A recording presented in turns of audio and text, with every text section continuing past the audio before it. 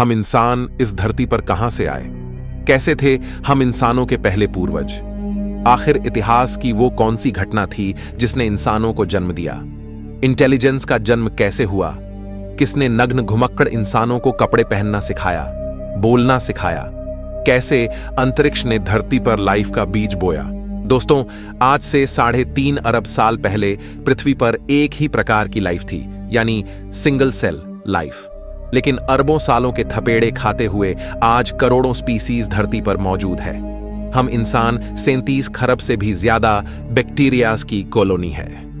लेकिन इन करोड़ों स्पीसीज से अलग है हम इंसान, जिसमें भाषा और संस्कृति भी मौजूद है। ऐसे में इतने कॉम्प्लेक्स इंसान की उत्पत्ति कैसे हुई? वो सब चीजें जो हमें इंसान बनाती है, आखिर कैसे नेचर से हमें मिली? कैसे अरबों साल के विकास क्रम ने जीवन को एक नई दिशा दी? चलिए जानते हैं आज के इस एपिसोड में। हमारी पृथ्वी पर 3.5 अरब साल पहले रहस्यमय ढंग से लाइफ पैदा हुई। उससे पहले पृथ्वी पर लाइफ का कोई नामो निशान नहीं था, यानी इसकी उत्पत्ति से लेकर 1 अरब साल तक पृथ्वी लाइफ से सूनी थी। पृथ्वी पर कॉन्शियसनेस पैदा ही नहीं हुई थी। 1 अरब साल तक पृथ्वी अनकॉन्शियस थी, लेकिन 3.5 अरब साल पहले कुछ ऐसा हुआ जिसने पृथ्वी पर एक ग्रेटेस्ट शो को जन्म दिया।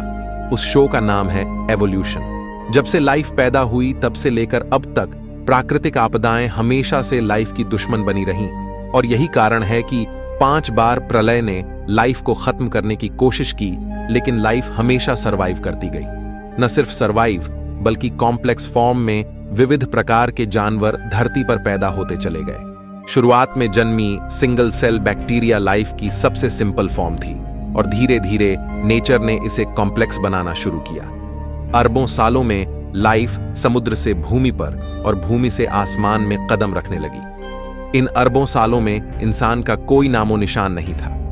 आज से 65 मिलियन साल पहले डायनासोर्स जैसी प्रजाति का भी अंत हो गया था। डायनासोर्स के युग का अंत होने के बाद अब धरती पर मैमल्स का राज होना बाकी था। मैमलियंस धरती पर मौजूद सभी स्तनधारियों और इंसानों के पूर्वज थे, जो साइज में चूहे के जितने छोटे थे।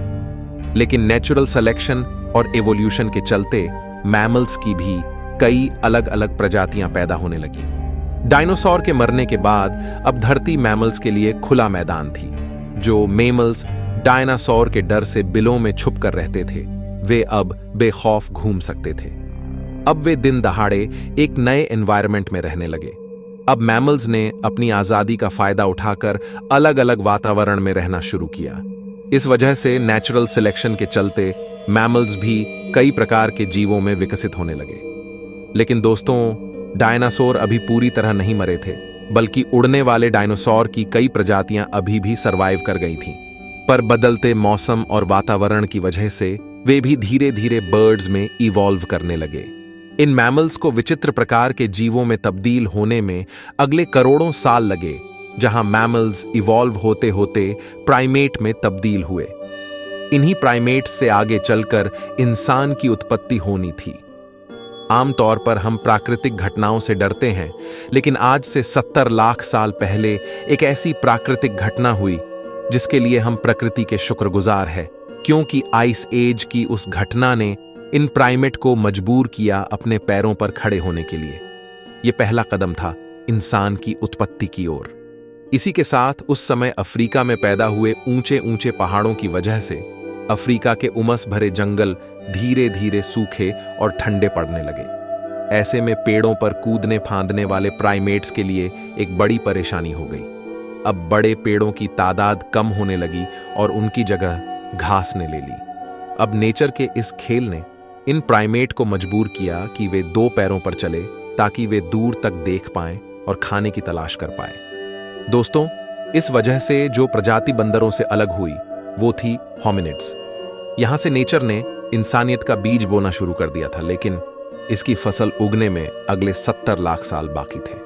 होमिनिड्स के अलग होने पर सबसे पहले इवॉल्व होने वाली स्पीसीज का नाम था सहेलांथ्रोपस। इन्हें देखकर बंदरों जैसी ही फीलिंग आती थी, लेकिन बदलते एनवायरनमेंट ने इस फीलिंग को भी बदल दिया। अगले कई मिलियन सालों में सहेलांथ्रोपस पेड़ की शाखाओं की तरह अलग अलग ब्रांचेस में इवॉल्व हुए, जैसे आर्डिपिथेक्स, ऑस्ट्रेलोपिथेक्स, पेरांथ्रोप्स और अंत में फाइनली होमो, जो लगभग 24 लाख साल पहले उत्पन्न हुए थे। पर इन मिलियन सालों के विकास क्रम में जीवन के इस पेड़ की बाकी सभी शाखाएं टूट गई यानी एक्सटिंक्ट हो गई, और बची एक शाखा यानी होमो, यानी जिससे हम निकलने वाले थे। समय के साथ इनका दिमाग भी बड़ा हो रहा था। 30 लाख साल पहले ऑस्ट्रेलोपिथेकस ही इंसानों की वो पहली स्पीसीज थी जिसने पत्थरों को काटकर हथियार की तरह इस्तेमाल करना सीखा। इसी वजह से ये शिकार में काफी होशियार थे। मांस खाने की वजह से इन्हें सभी न्यूट्रिएंट्स की पूर्ति होने लगी, और यह एक मुख्य कारण बना इनकी इंटेलिजेंस के बढ़ने का, क्योंकि अब इनके दिमाग का साइज बढ़ने लगा। इस तरह आज से तकरीबन 20 लाख साल पहले होमो जीनस की उत्पत्ति हुई, और इस जीनस की पहली स्पीसी थी होमो हैबिलिस यानी हैंडीमैन, जिसने पत्थर के औजारों को और मॉडिफाई किया। वहीं होमो जीन्स में एक और स्पीसी पैदा हो रही थी, वह थी होमो इरेक्टस, जो आज से करीब 18 लाख साल पहले अस्तित्व में आए। ये वो पहली स्पीसी थी जो 2 पैरों पर सीधा खड़े रह सकती थी। अपने पैरों पर खड़े होकर इसी स्पीसी ने नेचर की जिम्मेदारी को संभाला, और इन्होंने सबसे पहले आग को कंट्रोल करना सीखा। यानी हम कह सकते हैं कि आग का आविष्कार आज से 18 लाख साल पहले हुआ। लेकिन अपने आप आग की खोज कैसे हुई? दोस्तों, वैज्ञानिकों के अनुसार यह संभव हो सकता है कि प्राकृतिक घटनाओं जैसे बिजली कड़कना या सामान्य घटनाएं जैसे चकमक पत्थर का नेचुरली आपस में टकराना, जिसे देखकर एक क्यूरियोसिटी जगे कि आखिर ये नई चीज क्या है। अब दिमाग तो इनका बढ़ ही रहा था, ऐसे में क्यूरियोसिटी भी बढ़ रही थी। होमो इरेक्टस और अन्य प्रजातियों को जानवरों का शिकार करना या उससे बचने के लिए एक नई चीज मिल गई थी, वो थी आग। जानवर जो आग से डरते हैं, और इसके प्रयोग से होमो इरेक्टस को एक एडवांटेज मिला कि वो आग का प्रयोग कर खाना भी पका सकता है और जानवरों को भगा सकता है। पके हुए मांस को खाने से उनका शरीर उसे सही से पचा सकता था।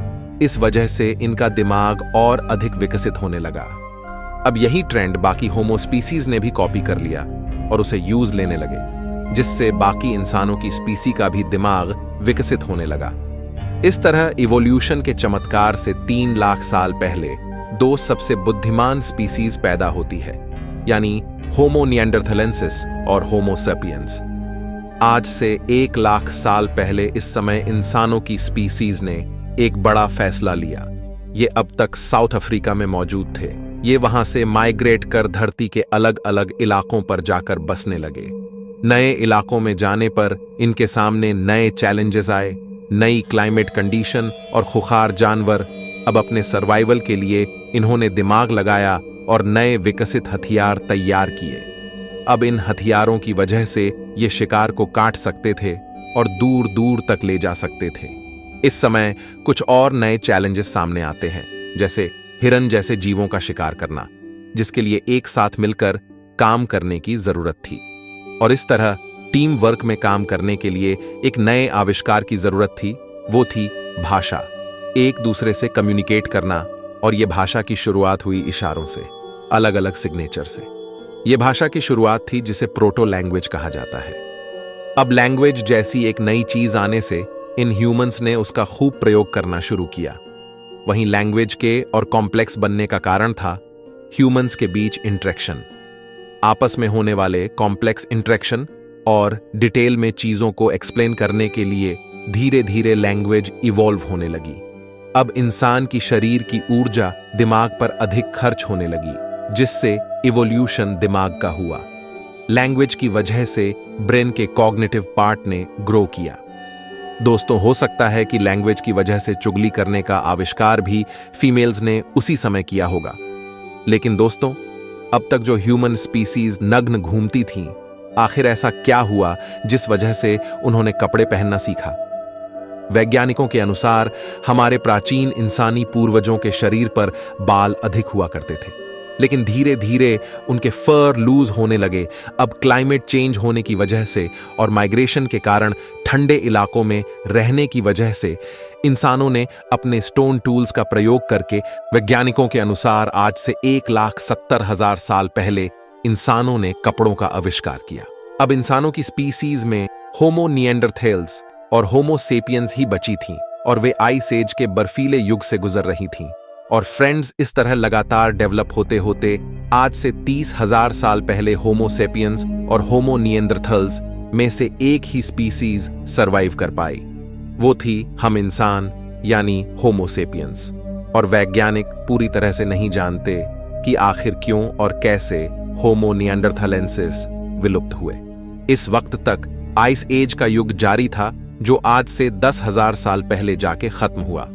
लेकिन मॉडर्न ह्यूमंस किसी तरह हिम युग की कड़कती ठंड को सरवाइव कर गए। पर इधर उधर घूमते रहने की वजह से अब उनके लिए खाने की समस्या होने लगी। इसलिए आज से 10,000 साल पहले एग्रीकल्चर यानी खेती की शुरुआत हुई और अब ह्यूमंस के पास अपनी जिंदगी में काफी फ्री टाइम मिलने लगा, क्योंकि उनकी बेसिक नीड पूरी होने लगी। फिर खाली दिमाग बना शैतान का घर, और हमारे शैतानी दिमाग ने खाली टाइम में कई चीजों का आविष्कार किया, जैसे कि खाने को स्टोर करने के लिए गड्ढे बनाए, जिसके लिए स्पिनिंग व्हील बनाया गया। अब इंसानों के पास रात में खाली टाइम मिलता था, जहां वो अपनी वाइफ या गर्लफ्रेंड से लड़ने के बाद रात के आसमान को निहारने लगे।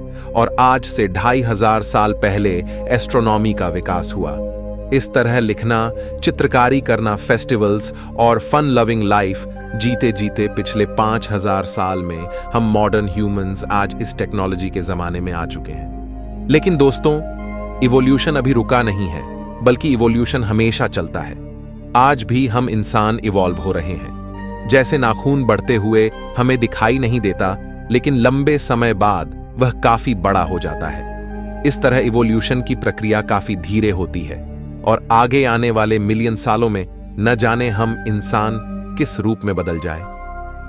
आज हम ऐसी कई परिस्थितियों से गुजर रहे हैं जो हमें लगातार शेप कर रही हैं। जिस तरह भूतकाल में हम इंसानों की कई विचित्र प्रजातियां थीं, उसी तरह हो सकता है हम इंसानों की और भी कई विचित्र प्रजातियां पैदा हो जाएं। आज हम जीवन के लंबे इतिहास को जानते हैं कि किस तरह जीवों का विकास हुआ, लेकिन एक सवाल अभी भी वैज्ञानिकों को परेशान करता कि आखिर लाइफ की शुरुआत कैसे हुई, किसने पृथ्वी के गर्भ में लाइफ का बीज बोया।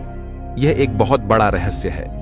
लेकिन कुछ वैज्ञानिकों के अनुसार 4 अरब साल पहले लाखों एस्टेरॉयड की वर्षा में उन्हीं एस्टेरॉयड्स के साथ एमिनो एसिड मॉलिक्यूल्स के रूप में लाइफ भी अपने सूक्ष्म रूप में पृथ्वी पर आई।